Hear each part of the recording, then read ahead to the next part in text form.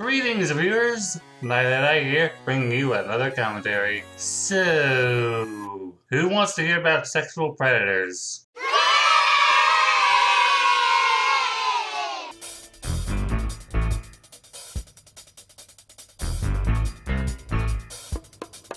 Originally, I wanted to do something silly for my next video, but due to information that came out over the weekend, I feel the need to spread some awareness. Whether or not the Brony community will appreciate what I'm doing for the greater good. This is Grizzly the Medic, a member of the BroyCon security staff. Now, on the surface, there's really nothing that will make him a person worthy of interest. However, during a livestream hosted by Rita Pony, it's revealed that this dude talked to Mintheart, a girl who unfortunately attracts creepers, like a dude named the director in 2015, and Dr. Foul Play last year. Guess what happened with Grizzly? So I'm going to be showing clips of each stream where they go over this interaction, and linking the full stream in the description, as well as FNGR's BitChute where I got this. Do you want to read it out? Do I need to get in on this? Yeah, you know what? Fuck it, Foolery, you do it. You're Mintheart. You're doing Go Mincy. ahead. Alright, let me find this shit. It's in workshop. Alright. Scroll up to the Hopefully first. he has access to workshop. God damn it! Here, Alright, so Never. starting with Mintheart's line. Yes. No, good. I'm saving up to. Yeah, that's the one. Alright. No, I'm saving up to, hopefully, to go to BC. I'm going to both. Hopefully, I'm BC staff. Want a roommate? Lololololol. I don't even know if I can go. My mom might not let me. I've never been out of the state alone. Trust me, I'll happily help you out. According to a follower of mine, this dude talked to Mint last September, and in a discussion with FNGR via Twitter DMs, he tries to excuse his behavior by saying it was in the past. Sorry, Grizzly, but considering what the folks from Barrel are going to be reading off, it doesn't matter if this happened last year or last month. You should have known better than what you said to her. Also, have you heard the phrase of, those of us who don't learn from our history are doomed to repeat it? Yeah, I think that applies here. Sit down and talk with her about pros and cons. I'm happy to buzz in and speak with her as a member of staff. That would only make her not want to let me go even more. I'm not really allowed to talk to adults. She thinks all of them are predators. oh ho ho! I'll literally show my ID and certification. Seriously, she's that paranoid? Plus, I'm not much older than you, Mao. Yeah, she's really paranoid. I'm 20. I repeat, really, really paranoid. I'm barely an adult. I still laugh at 69. So let's say you got hurt. If the medic is over 18, she'll think he's a pedo? Well, no, she trusts medics and police officers, but it has more to do with adults online. She thinks they're all a bunch of pedos. I'm a medic and about to be a firefighter. I'm 20. And I only sort of want to sleep and I only sort of want to sleep with you. I only sorta want to sleep with you. So I hope you're paying attention. Grizzly, a 20-year-old staff member, is clearly pressuring a 16-year-old girl to go with him to BroyCon without her mother, even jokingly saying they can share a bed together. If red flags aren't already going up in your head, we'll get there. Okay, so we're carrying on. Next thing he says, now I'm all flustered and shit. Are you 17 or 16? 16, and my face is all red. As is mine, darling. Now, you would think at this point Grizzly would apologize for his behavior and screw off, right? Well, you'd be wrong. Apparently, that the girl he's talking to is in fact 16 only seems to embolden Grizzly. Alright, B-Fish thought you were talking with about someone else. Whoops, well, she said she and I are chill, but she won't question it. I think the people you gotta look out for are Step, Vita, and Mel's. Those three are in my main dudes, though Mel's is the most chill. I'm not worried. I'm a decent human. I'm gonna go, yo, bitch, let's go bowling. I'll go, get in the car, nerd, we're going bowling. And maybe I'll grab your butt just to show you that I appreciate you. Yeah, because grabbing the butt of anyone you just met is a great way to show you appreciate them. Consent is a thing built on trust. And so far, Grizzly hasn't really said anything that would make anyone feel comfortable around him. Well, let's go to the next one with the shark titties. Fuck. Yep. Okay, are you gonna put this up on stream, or should I just read this one? It's edited, so It's edited. You're good. Okay, well, so he posts a picture of the shark tits. He goes like, shark tits, ooh ha ha. By the way, go follow this artist, Sorry Mori. She draws like really fucking cute shorts and shit. Now, I follow a few furry artists myself, and quite a few of them do NSFW stuff. Never, ever would I show this type of stuff to a minor and then recommend that they go follow that artist, knowing that they would likely find more of the same. Now, I'm not going to say whether the artist Chris they recommended does this stuff a lot, but the fact remains that he knowingly showed this kind of thing to a minor, either expecting a positive reaction, or he's just an oblivious degenerate. You make the call. He says, "Now, when are you gonna see that you're a gorgeous young woman?" Fuller. Let's see here. Never. One day you will, princess. Nah. Yes, you will. And now for the big closer, the final bit of text. Have at it. Oh no. He says, "Can I bury my head between your thighs?" Why? Unironic, ooh.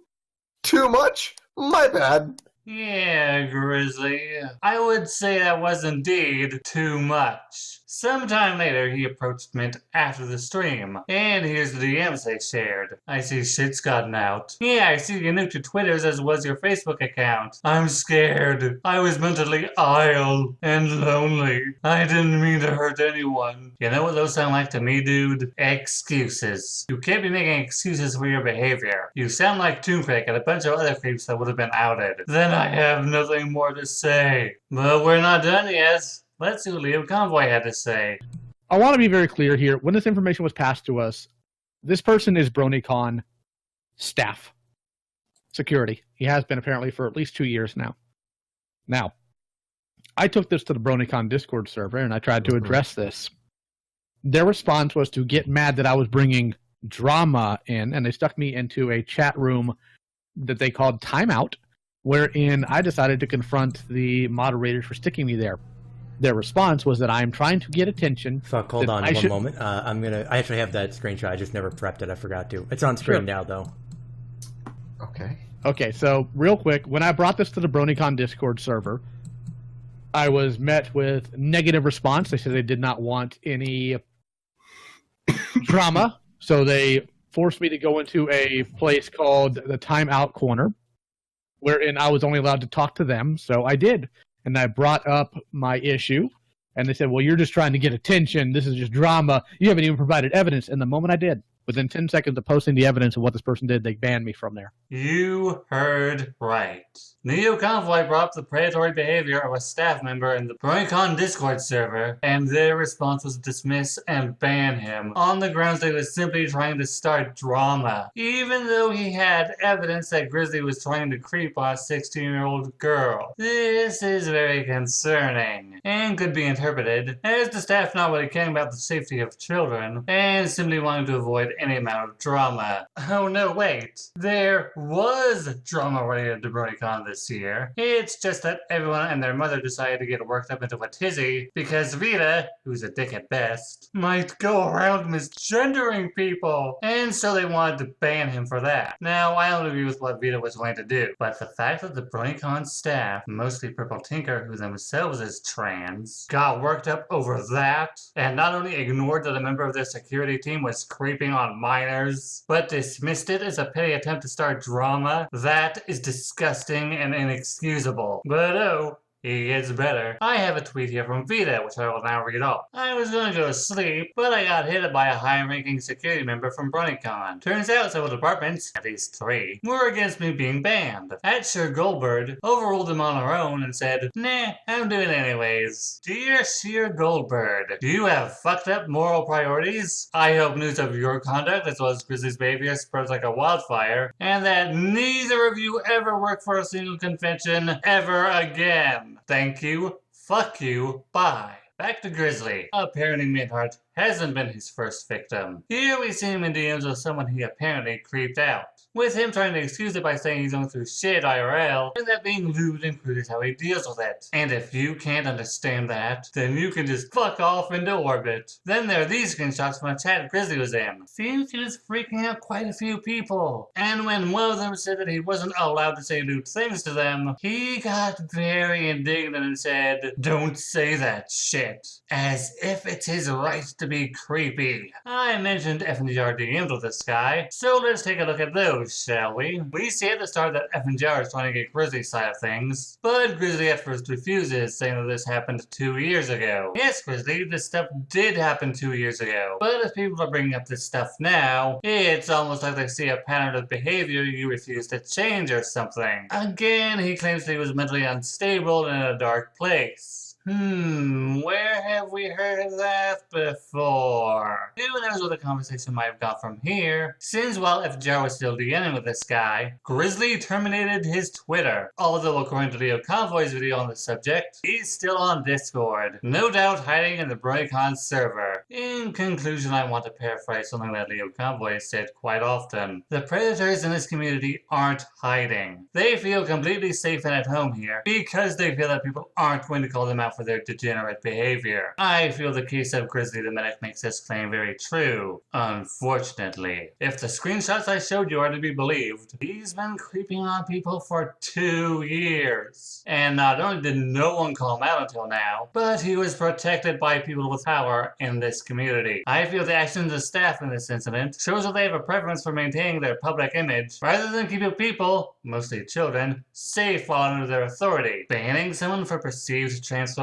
behavior, and yet not only ignoring evidence of a member of their staff creeping on minors, but also attempting to silence the people that brought to them? Yeah, that didn't make them look shady at best, and their morality questionable at worst. I know with BronyCon having officially ended, this might not have any effect on that particular staff, but now that news that someone on their security team was a sexual predator, and how BronyCon did nothing about it is out there, hopefully other conventions can learn from BronyCon's mistakes, and actually put the comfort and safety of congoers above their public image. Hopefully. I've heard a lot of the Brony conventions are tied back to BronyCon. You may look at people like Vita, FNGR, and Leo Convoy, and think that they're just trying to ruin the Brony fandom for everyone, but considering that they're among the few people that are talking about shit like this, I consider them a necessary evil. With all that said, this is Night saying thanks for letting me share my thoughts. Please share yours with me.